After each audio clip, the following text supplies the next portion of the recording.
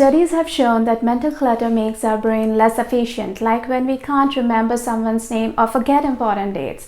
And these do affect our relationships, whether personal or professional, because when you can't remember someone's name, it shows them that we don't care enough about them. And so it's very important to clear mental clutter, do those little things every day that keep our mental space organized. So let's check out 5 simple habits that can declutter your mind and improve your focus and clarity in whatever you do. Hey there, welcome back. My name is Nandita, and if like me, you too would like to have a bigger say in how things look in your life, essentially limit those its complicated moments, then this channel is for you.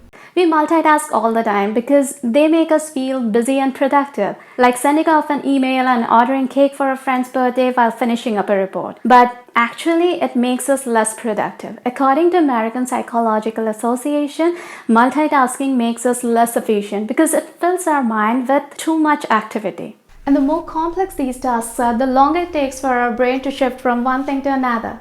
Let's look at it this way. When kids play or use their phone while eating, we tell them to focus on one thing at a time. But when grown-ups do it, we simply say they are so very busy. We no longer connect multitasking with something that affects how well things get done.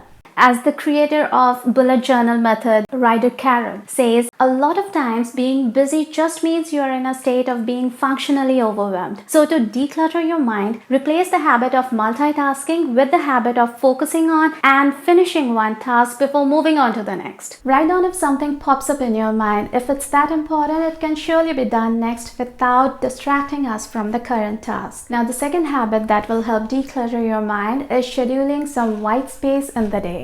Like try taking a walk without your headphones or spend time without your phone doing absolutely nothing. The idea is to simply let our mind wander without filling it with inputs. It's a great way to practice mental detox. See, stressful situations and anxiety can make it very difficult to stay focused or clear-headed, and we get so caught up in our head that we go through actions without having any recollection of them later, like going out of the house and wondering, did I turn off that stove? Research has shown that small bouts of boredom are good because they give our brain the space it needs to make new connections between the information we already have, make sense of the dozens of information we have floating in our head, basically come up with innovative ideas or creative solutions. And so by inference, it can be a very helpful tool to handle stressful situations. So get into the habit of scheduling some time to let your mind wander. And scheduling helps because it becomes really difficult to do anything consistently if we don't intentionally set some time aside for it. Now, at any given point in time, there can be a lot of things going on in our head. We can be trying to remember things that need to be done, worrying about things out of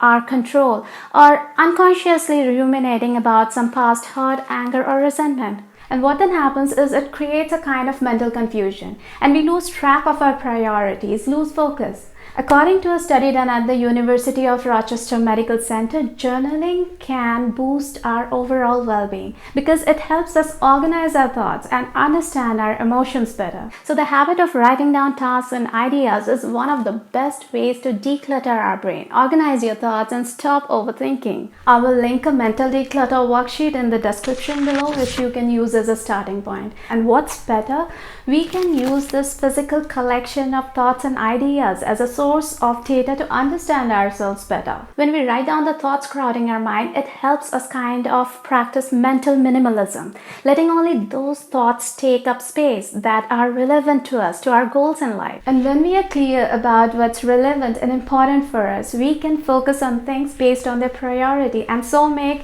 the most efficient use of our time and energy. Because decluttering life means being more intentional with how we spend our time, energy, attention. Prioritizing tasks gives us that clarity. It makes us realize which things are most important so that we can focus on those things, assured that every other task and idea has its scheduled space. As the French philosopher Jean-Paul Sartre said, life is C between B and D. Life is the choices we make between birth and death. So, making intentional choices with our time, how we spend our mental energy, attention, focus becomes so very important because it decides which direction our life takes. But before we move on to the next effective habit, which is easy enough to start doing right now, if you're finding the information here helpful, like this video to keep it handy for ready reference and also to make it easier for it to reach other people who might find it useful. Appreciate that. Now, the science behind the idea that an organized and uncluttered physical space helps us think more clearly was explained in an article published in the Journal of Neuroscience.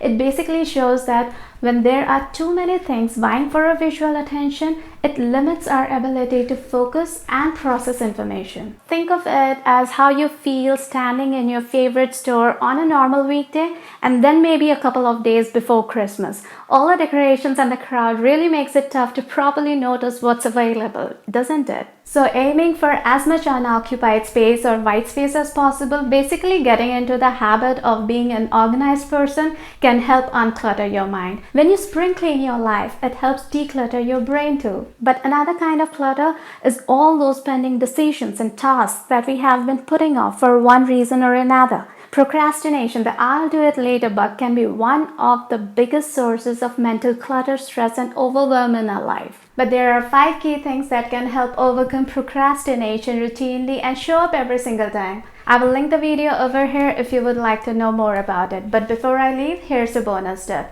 Focus on getting more quality sleep because it helps our brain cells to communicate with each other better and so avoid temporary mental lapses like forgetting names or important dates.